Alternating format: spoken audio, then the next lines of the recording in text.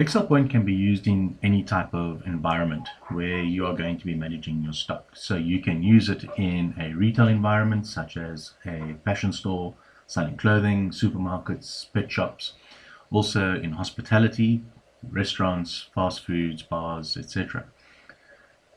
For an example, we'll set up XLPOINT for a small pet shop. So to start, we will click on the back office icon. This will open up the main menu of XLPOINT. We will then click on Stock and Item Programming. This will open up a grid where all our programming is done, and you will see it will look something similar to an Excel spreadsheet. The reason why we do this is because it's simple and easy to enter in and maintain data, and at a glance you can see how everything has been set up. So to start, the first thing that we need to do is we need to categorize all our items. And in XLPOINT, we refer to these categories as departments. So the first thing that we need to do then is we click on Department link at the top, click on Add New, and now we start adding in all our various departments. So as an example, we will have, let's say, dog toys, dog bowls, dog treats, cat bowls, cat toys. And we'll leave it like that for now. Okay. Once we've listed all our departments, we can then start adding in all our various products. So to start, each line pertains to a particular product information. So starting on, let's say, ID number 1, under product name, we enter in the name of the items we are going to sell. So we'll say dog large bowl,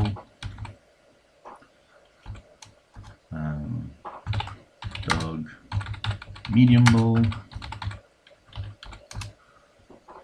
dog small bowl, and then we've got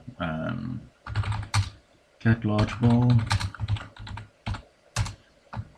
cat small bowl, and cat medium bowl. If you have your items pre-listed in some sort of an Excel spreadsheet, you can copy the information from the spreadsheet and paste it directly into XLPOINT, which I will show you in a minute or two. But for now, let's just use these few items. Once I've listed my various products, I will then go and start adding in all their different prices. So let's say dog large bowl will be 150, 100, and a small one will cost 75. Cat large one will cost 120, small one will cost 60, and a medium one will cost 80. Once that's done, we then need to categorize all our items. So what we then do is we now highlight the items, and then we click on Department link, and we then select the category that these items are linked to. So in this case, it's large bowls, so it's all bowls. So we'll double click on dog bowls. We'll do the same for the cats. We'll highlight a few cat items, Department link, and these are cat bowls. Now you can see they've been linked to the various categories. If these items have barcodes, then in the barcode column, you can then scan in the product code for that particular item. We are now done, and we are ready to start trading in the point of sale. To start selling items now in the point of sale, we double click on the point of sale icon, which will then open up the point of sale menu. The first screen we get to is the point of sale screen. The first screen we see is the login screen. So the default code at the moment is 1, so I'll click on 1 and sign on. The first thing I will see in the middle of the screen are the various departments that we have created. And when I click on one of them, for argument's sake, the dog bowls, it will then list those dog bowls, or the items that are linked to that particular category, on the right side of the screen. To ring up something, I will then just simply click on the item, and you'll see on the left side it will then display what has been rung up. Large bowl, let's go to cat bowls, and whichever cat bowls we're selling. If I've made a mistake and I've rung up a large cat bowl instead of a medium cat bowl, I can then just simply click on last item void and then ring up the correct item. If I want to remove, let's say, the first product, I can click on the first product on the left and again click on last item void. This will now give me a total of 290. I can click on payment screen. The customer gives me 300 Rand in cash. I can click on the 200 Rand note and the 100 Rand note. It will cash off the transaction and it will show me the change. The system has now logged me out and taken me back to the login screen, but we can set up the point of sale so that it will stay in the point of sale screen while the same cashier is logged in. Let's just log in again. Let's ring up something else now, a large cat bowl. Go to payment screen, and this time the customer is going to pay by cash, or sorry, credit card. I will then click on credit card. Once I've processed the credit card, obviously, I click on it, and now it finalizes the sale. We can integrate the credit card machine directly into XLPOINT so that as soon as the credit card is being processed, it will then send an instruction through to XLPOINT to finalize the sale. This helps in preventing errors where a cashier will press cash instead of credit card. Let's log in again, and we'll do one thing called a split payment. So if I ring up a few items and it comes to 260 and the customer wants to pay part cash and part card, we can then go to payment screen. He wants to, let's say, pay 200 Rand on cash and the rest on his credit card, so we'll click on the 200 Rand note. Still to pay 60. Now we process the credit card, and once it's gone through, we then finalize it with the credit card. Now to see what we have done up to now, we can sign on. We can go to report screen, view on screen, click on financial sales, and this will give us a summary of the turnover that we have done and how the money has come in. Other things to look out for are voids. In this case, we've done the 2 voids at 195. Now I can take a void report, which will then give me a breakdown of what was voided with the date and the time and who voided it. So for security purposes, it is something good to keep an eye on. I can also take a look at my product sales, which will then give me a breakdown of all these various items I've sold, summarized by its various categories. I can also take an hourly sales report, which will then give me a breakdown of what sales were done between certain periods of time during the day. Another useful feature in XLPOINT is what happens if you want to ring up something and you don't know the product code or where to find it. What I can do is I can click on item search.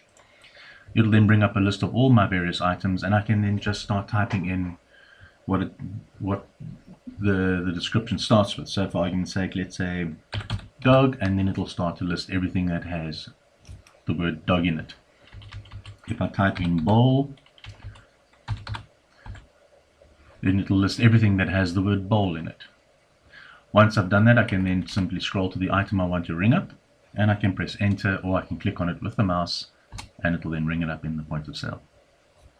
Another useful feature is the price inquiry. So if a customer wants to know what is the price of a particular product, I can click on price inquiry, click on the item or scan it, and it'll come up on the screen to show me what it is and what the price is.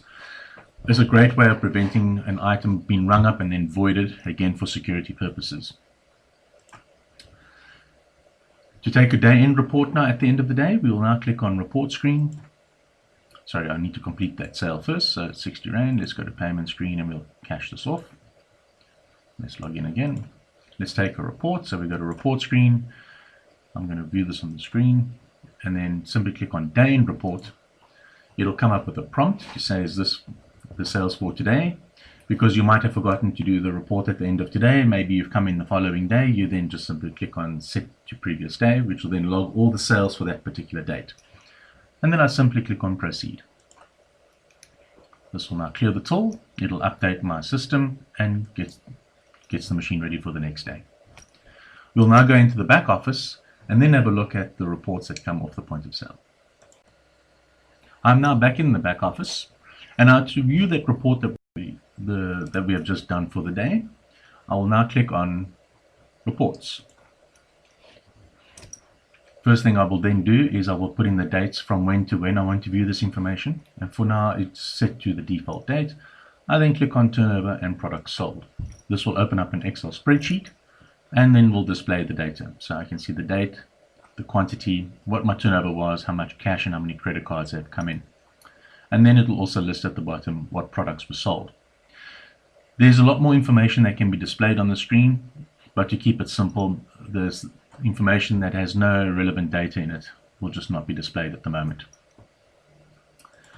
Another useful report is, again, putting in my start and end dates. I can go to product sales and sales by department, and then this will give me a breakdown of all the products sold and summarized by their various departments. And this will then show me various profits and GPs made on each item. I'm now going to ring up another day, and we'll then take another day end report to see how that displays on the system. I've come back from the point of sale, and I've just rung up a few more items, and then I have done another day end report. So let's see how this now reflects in my report system. So now I will click on reports, leave the dates as it is, turnover and products sold, and now you will see there are 2 entries for today's date. So I can see 2 day ends were done on the 8th of June. So in this case, this might have, let's say, been the morning shift, and this one might have been the afternoon shift. And as you can see, it'll then summarize both of these dates together for me to give me one report. And that is the basics of XLPOINT. There will be more videos to give a much more broader outline as to what XLPOINT can do.